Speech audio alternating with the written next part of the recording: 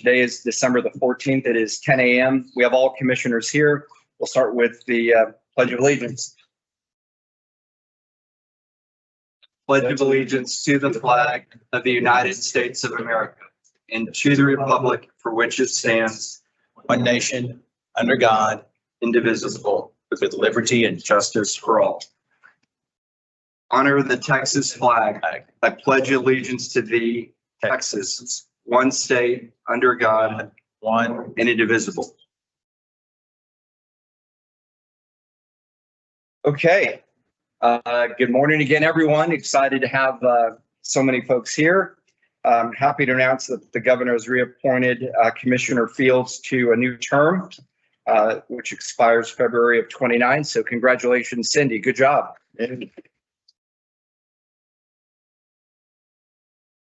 We also have a new commissioner on board. The governor has appointed Clark Smith, which a term that expires likewise in 2029. So Clark, welcome, and we're glad to have you on board. Words? Well, honored to be here, honored to be appointed by Governor Abbott, and looking forward to working with my fellow commissioners and with staff. This sunset process that's already started is a fascinating, very important process. So looking forward to, working with everybody. Thanks. Okay. And we also would like to acknowledge former Commissioner Eric Sines and his 4 years of loyal service to the lottery. Eric, definitely a good individual, and we are grateful for his time here and wish him well. Finally, we have, as most everyone in the room knows, that Gary Grief has announced his retirement at the end of February, and we will be moving forward in a process that we'll touch on here in a little bit. So with that, we're going to go into a very brief executive session, and we should be back here, I'm hopeful, within about 10 minutes. So with that, we will adjourn for executive session. It is 10:01. And the purpose is for personnel and legal advice. Correct.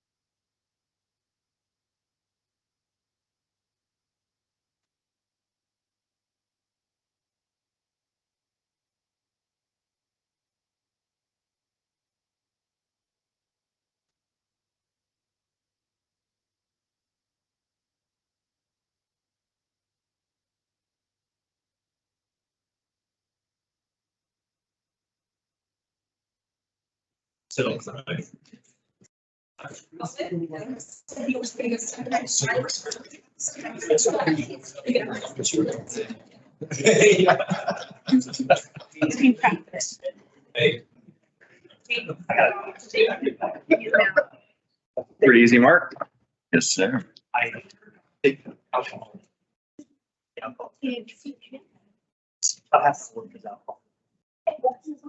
This might be.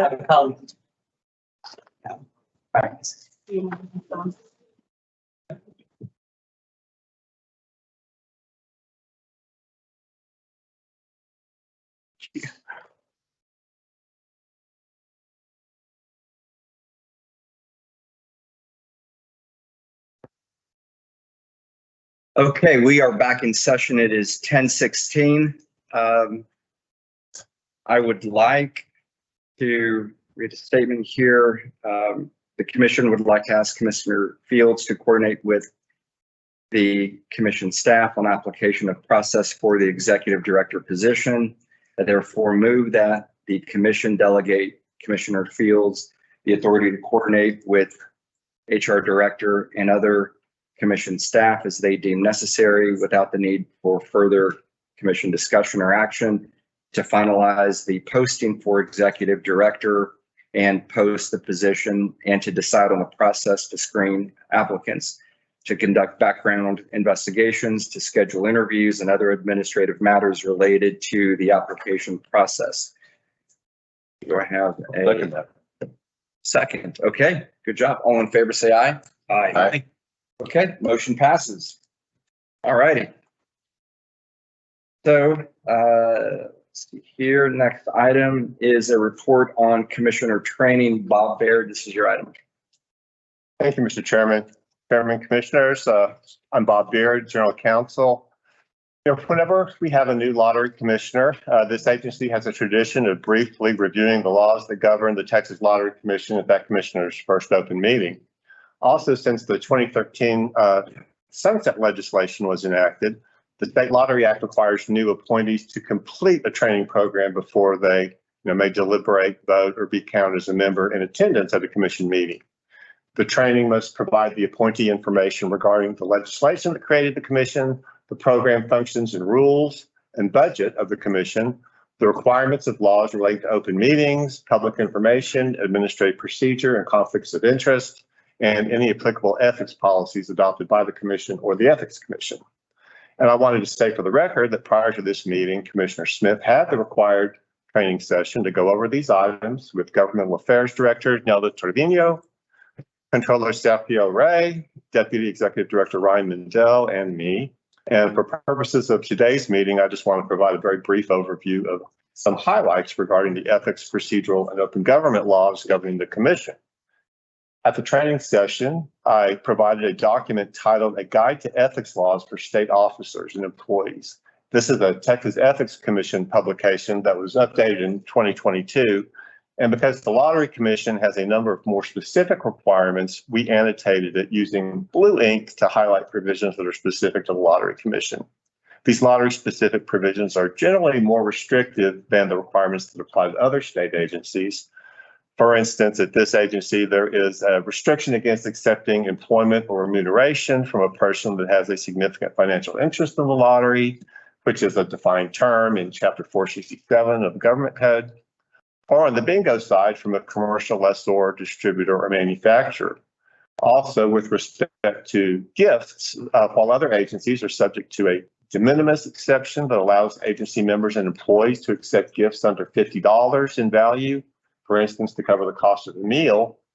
At this agency, lottery commissioners and employees are prohibited from accepting any gift, which is defined to include anything of value, from a person that has a significant financial interest in the lottery and certain persons associated with them, or a person who's won a lottery prize over $600 within the last 2 years. However, the Lottery Commission has an exception, and you may accept a gift that is given on account of a relationship that's independent of your commissioner status, which is something like kinship or a personal, professional, or business relationship, which means that you know these people independently. In those cases, gifts are allowed. Further, this agency does not have the authority to accept gifts, so you cannot accept gifts on behalf of the Lottery Commission. There's also a restriction against certain political fundraising activities that's unique to this agency. A lottery commissioner may, and I'm quoting, may not directly or indirectly coerce, attempt to coerce, command, or advise a person to pay, lend, or contribute anything of value to another person for political purposes. That's the end of the quote. There are 2 Attorney General opinions that discuss this provision, which applies just to the Lottery Commission, and I provided those to you. This restriction does not necessarily prevent you personally or individually from donating to political candidates or causes. Next, with respect to procedural laws, under the Administrative Procedure Act, the Commission has 2 key roles. First, to propose and adopt rules related to the lottery and charitable bingo. And second, to decide contested cases involving specific licensees. Rules are general statements of policy or practice that are generally applicable to all persons. When you propose rules, you're acting in a legislative type capacity, and you may talk to anyone you wish in connection with rule proposals. However, you also have a judicial type of function because you decide contested cases where the legal rights and duties of particular licensees are determined after an opportunity for hearing. At the Lottery Commission, contested cases usually involve a lottery or bingo licensee, and the issue is usually whether to deny, suspend, or revoke a license. And on the bingo side only, to assess monetary penalties for violations of the agency's governing statutes or rules. Or you also approve settlements. As the rest of you know, this agency negotiates a number of contested case settlements presented to the board in the form of agreed orders. In contested cases, ex parte communications are prohibited, which means you may not communicate with any person or party to the case about an issue of law or fact unless all parties have been notified and have the opportunity to participate. There is an exception to this prohibition that allows you to communicate with agency staff members that have not participated in the case to use the agency's special skills or knowledge in evaluating the evidence. Now, the cases are heard at the State Office of Administrative Hearings, which we call SOA, by an independent administrative law judge who prepares the proposal for your consideration. Although the proposal is only a recommendation, the law protects the impartial role of the judge by limiting the reasons why the commission may change the judge's recommendations. And there are 3 reasons. These are to correct a technical error, such as a wrong name, address, date, or an uncontested fact. 2, if the judge fails to properly apply the law, agency rules, policies, or prior agency decisions. Or 3, if the commission decides to overrule a prior agency decision relied on by the judge because it's incorrect or the commission has decided it should be changed. I want to briefly touch on additional required training. New commissioner is required to complete the Attorney General's online training on the Open Meetings Act and Public Information Act within 90 days of taking the oath of office. And in this case, Commissioner Smith, I believe you have until February 27th of 2024 to complete those sessions. And there are 2 certificates you will need to print from the Attorney General's website when you complete the online training, and the agency is required to maintain those on file. So you can give those to me when you've completed the training. Commissioner Smith and I discussed the Open Meetings Act and Public Information Act, and I won't go into any more detail on those here. There's also a separate required webinar training course on contract management for governmental boards that's conducted by the Comptroller's Office. And we found out now for the first time they have started charging $25 to take that webinar. So you will need to complete that soon, but there is no deadline associated with that training.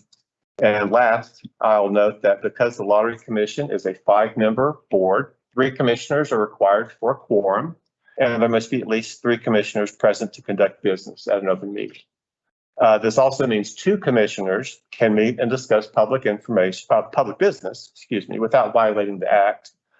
But there's an important caveat to that. The Attorney General and Texas courts have said it would be a violation of the Open Meetings Act to deliberately have a series of 2 commissioner meetings with different commissioners in order to decide a matter of public business outside of an open meeting. That's referred to as a walking quorum. and it's not allowed. But whether you are circumventing the act is always a question of intent, and that's always going to be a fact question involving a specific factual inquiry. Commissioners, this has been a very high-level overview of some of the topics we covered with Commissioner Smith. There's a lot of information in the laws governing the commission and state government, so please always feel free to contact me if you ever have any questions about any of these laws or how they apply. Thank you. Bob, thank you, and thank you for your transparency. Commissioners, any questions? Next item is a report from the Bingo Advisory Committee. Trace is your item. Good morning, Commissioners, Chairman, Commissioner Fields. Good to see you again. Commissioner Smith, congratulations on your appointment. And my condolences as well. Thank you. You're welcome, sir. This past Tuesday, December 12th, the Bingo Advisory Committee had their last meeting of the year. The Bingo Advisory Committee wishes to support the rules package that staff will present later in this meeting. It deals with the updates pertaining to the legislative session that we just had. The BAC also is preparing for the upcoming rule review process by creating a rules committee. The committee will be comprised of not only Bingo Advisory Committee members, but members of the industry as well. We expect to meet sometime in late January to start the process of review before the next Bingo Advisory Committee meeting on 31st of January. We also had one of our esteemed Bingo Advisory Committee members retire, Emil Burgoyne. Emil was a valuable resource that we will surely miss. Emil announced his retirement a couple of months back, so staff have been going through the replacement process and provided the Bingo Advisory Committee with the applications that were submitted. The Bingo Advisory Committee unanimously supports Floyd Olive to replace Emil. Floyd has been in the bingo industry for many years, doing all jobs in the hall and moving up his way in the industry to now working as a manufacturer's representative. We, the BAC, ask that you approve Floyd for the manufacturer position within the BAC. Okay. That requires a vote. Excuse me, that requires a vote. Correct. Is there a motion? I would like to make a motion. Okay, Cindy, thank you. Second?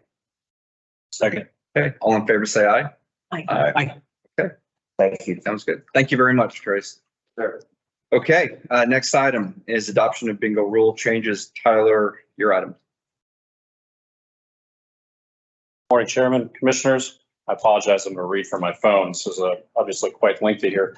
I have for your consideration today the possible adoption of amendments to bingo rules 402, 200, 203, 400, 401, 404, 405, 413, 420, 451, 452, 503, 600, 706, and 707. As Trace has mentioned, all these rules are being amended to comply with recent legislation, specifically House Bill 639, Senate Bill 643, and Senate Bill 422. There are a lot of changes in these that are all included in your memo. Main highlights are a doubling of the occasion prize limit from 2,500 to 5,000, a doubling of temporary licenses for both regular licensees and non-regular licensees. We've got a doubling of the net proceeds period. It used to be on a 1-year basis. Now it's on a 2-year basis. There's an allowance for military members to operate in bingo without a license, as long as they're stationed here, provided that they're licensed in another state in good standing that has similar rules. We accepted written comments on this. We had a public hearing for comments on this, and we didn't receive any comments at all. And so therefore, the staff recommends that you adopt the amendments that you proposed at the last meeting. Okay.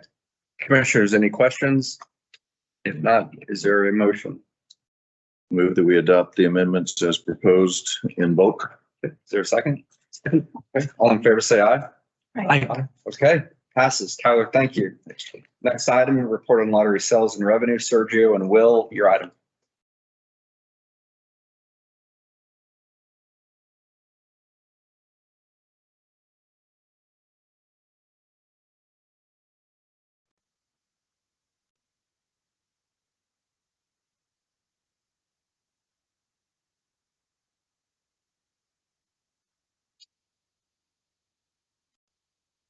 Good morning, Commissioners. For the record, my name is Seth Ray, Controller for the Texas Lottery. This morning, Will Russ, Products Manager, and I will present to you the sales game performance of lottery draw and scratch tickets through December 2nd, 2023. Due to technical issues, we have provided a copy of the slideshow and on the dais for you. So before you is a graph comparing year-to-date sales between the first week of December 2022 and now December 2023. Current year-to-date sales total through the period was $2,106,097,650. This is a 5% decrease from last year. Last fall, we had the record-breaking $1.9 billion Powerball, which gave us a good sales boost. Although we did have a great run earlier than this October, it did not provide the same results like in 2022. Draw games presented here in blue illustrate the 11.6% drop from last year's total of $549.9 million to $486.4 million this year.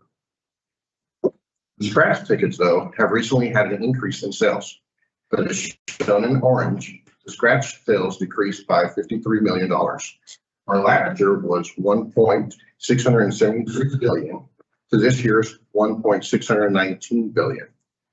The last 2 weeks in this reporting period provided some leveling to maintain a decrease at just over 3%. For the next slide, Will Russ will provide more details on the games during this time period. Good morning, Mr. Chairman. Good morning, Commissioners. For the record, I'm Will Russ, the Products Manager, and we'll be giving a more detailed view of the sales that Sergio just reported on. If we look at this slide or your paper on the bottom right corner, you can see the year-over-year decline of $117 million. The overwhelming majority of that is due to Powerball and scratch sales. As you all know, we're up against a very tough year for jackpots, and at this point, our biggest challenge is Powerball. You can see the deficit of almost $52 million in white at the top of the slide.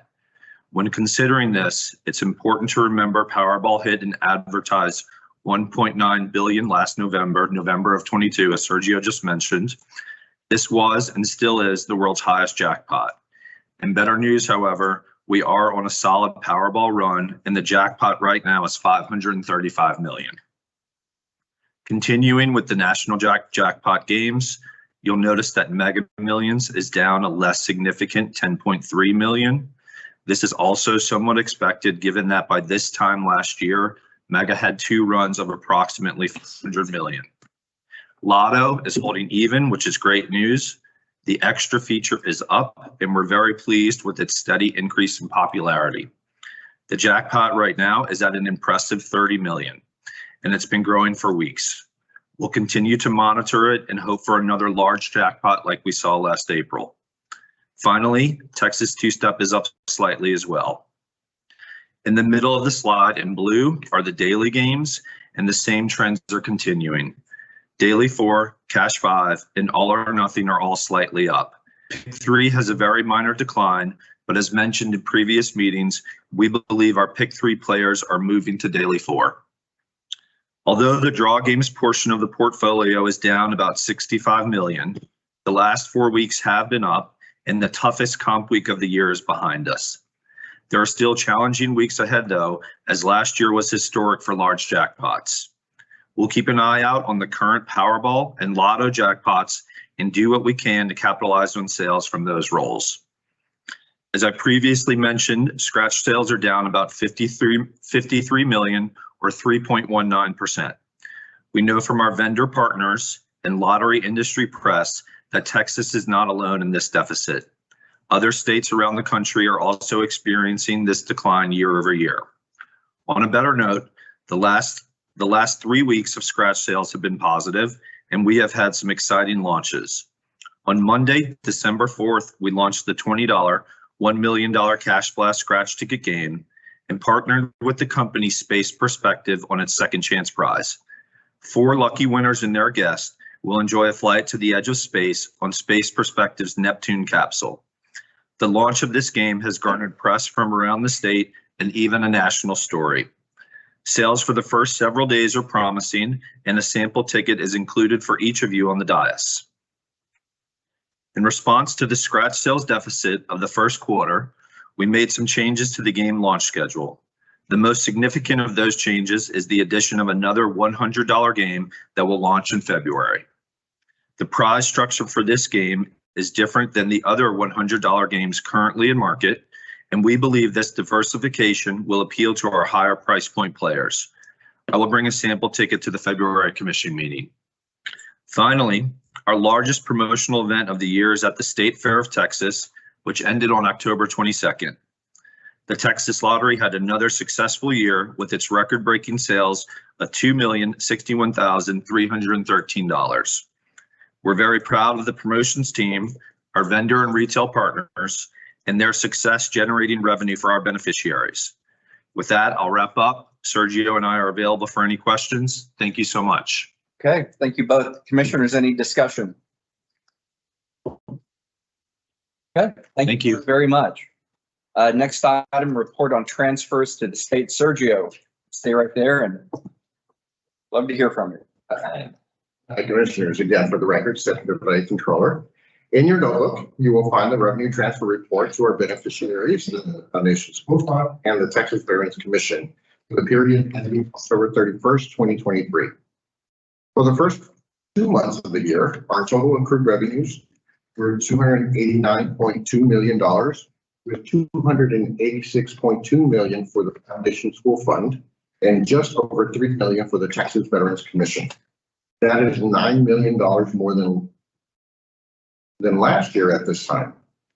Our collective transfers to the Foundation School Fund continue to grow, now totaling to $32.1 billion, and cumulative transfers to the state at $38.1 billion.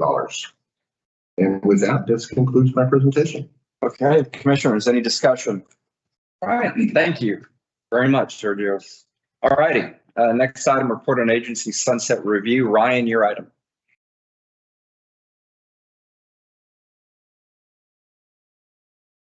Good morning, Chairman and Commissioners. For the record, my name is Ryan Mandel, Deputy Executive Director. Just have a brief update for you on Sunset. Just a reminder of where we are in the process.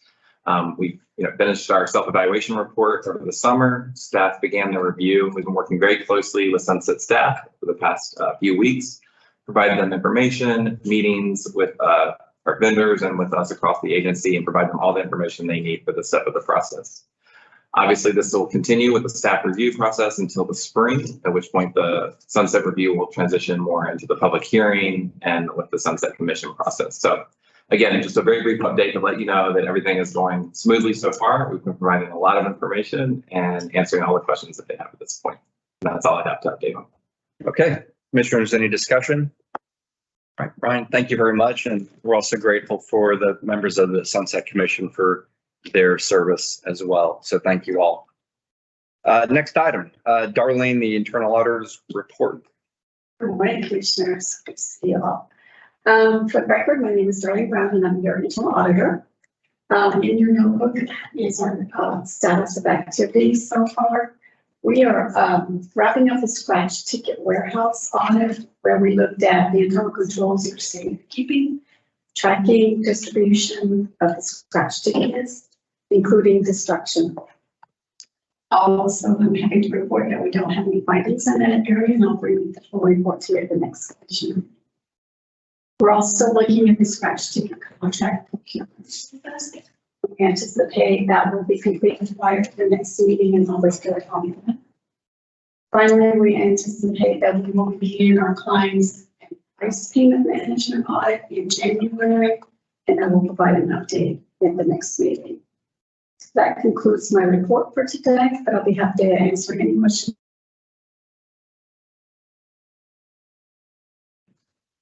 Darlene, good job. Thank you very much. Thank you. All righty. Next item is a report from our bingo director, Donna. This is your item. Good morning, Commissioners, and welcome, Commissioner Smith. For the record, I'm LaDonna Castanuela, Director of Charitable Bingo Operations Division. Information regarding output metrics for CBOD for October and November can be found in your notebook materials. As we close out the calendar year, I want to let you know that CBOD is more fully staffed right now than it has been since well before I got here in July of 2021. We are 86% staffed with just 4 vacancies. And in fact, if you know anyone who is interested in an auditor position in the DFW or San Antonio areas, please let me know.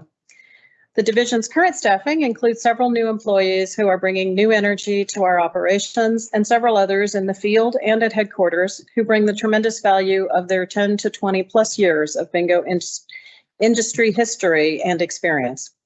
We have several ongoing projects, including continuing to work with industry to increase use of our online portal and to reduce paper filings of quarterly reports and applications.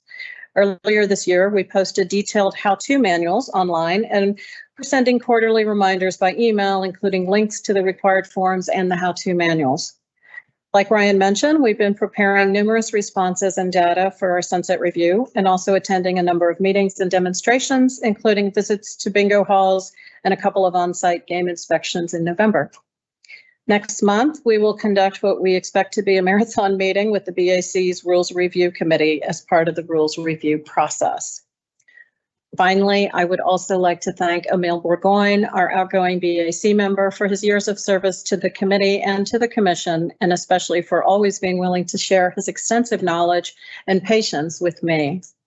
That's all I have for you today, and I'm available to answer your questions. Okay, LaDonna, thank you. Commissioners, any discussion? Congratulations on the staffing. That's been a long time coming, so well done. Thank you. Yes. Cindy, anything?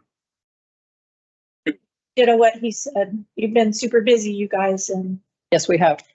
All righty. Okay. Good job, LaDonna. The next item is a report from our Executive Director, Gary. Good morning, Mr. Chairman and Commissioners. Other than what's in your notebooks today, I have nothing further to report. Okay. Commissioners, any discussion? All righty. I would like to say, and I know that Gary is going to be here again through the end of February. You know, Gary obviously is incredibly important to all that we do here at the lottery. But he will be here, you know, in essence, another, quarter of a year. And so he is at the helm, will remain there until the absolute end of February. And, we're absolutely going to utilize every penny of his paycheck as he'll be earning it through the end of the month of February. So with that, we know that we have a duty ahead of us. The commissioners are in a process of an executive director search.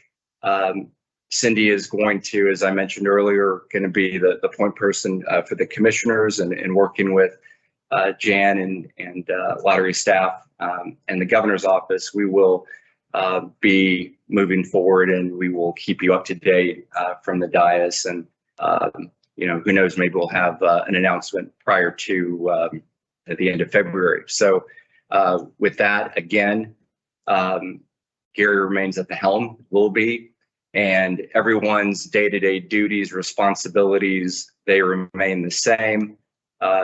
This is a huge opportunity ahead for lottery, particularly for every employee, regardless of tenure, because of the directives and work ethic and vision and standard that Gary has set. So all of that remains into effect now and, always. So with that, Gary,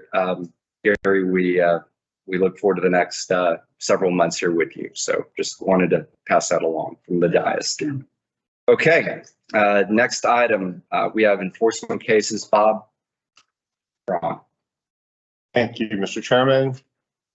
Again, I'm Bob Beard, General Counsel. Item 11 contains 15 cases, 12 lottery cases, and 3 bingo cases, tabs A through O. These are cases where a lottery or bingo licensee or registrant has violated a statute or rule, or an applicant did not qualify for a license. In most of these cases, either the respondent failed to appear at the hearing and have proceeded by default, or the staff and the respondent reached a settlement in the form of an agreed order. We have both of these types of cases today, as well as several cases that were at the State Office of Administrative Hearings on a litigated basis. Tabs A through D are all the non-sufficient fund lottery retailer license revocations handled in a single order. Each case was presented at the State Office of Administrative Hearings for revocation of the retailer license because the licensee failed to have sufficient funds in their bank account to cover electronic fund transfers to the commission's account. In each case, the licensee failed to appear at the hearing and the judge remanded the case to the commission to handle its default matter. Tabs E through I are lottery agreed orders. The materials are been provided to you. I believe all 5 of these relate to debit card violations. Tabs M through O, or no, tabs J through L. These are non-sufficient fund cases that went to hearing because the retailer did appear and did not settle. In each one of these cases, the administrative law judge recommended revoking the lottery license, and none of the respondents in these cases filed exceptions to the recommendation. Finally, tabs M through O are bingo agreed orders. Tab M is an accounting case involving the VFW Post 3966 Divine. This case involves a variety of accounting and reporting errors. Tabs N and O are bingo worker settlements. These are cases where the applicant had been either convicted of a crime, a disqualifying crime, or I think one of these cases involved a deferred adjudication. And the settlement is to allow these people to serve as a bingo worker on a restricted basis.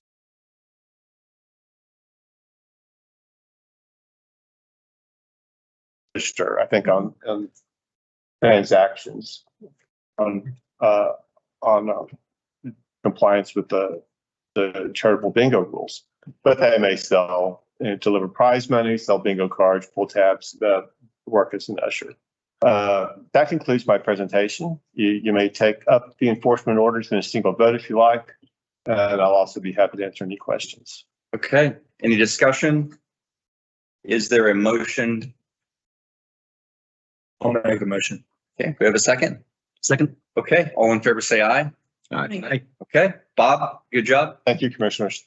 Okay, is there any public comment? I have received no requests for public comment. Okay, commissioners, any other business that anyone would like to discuss? Okay, if not, we are adjourned.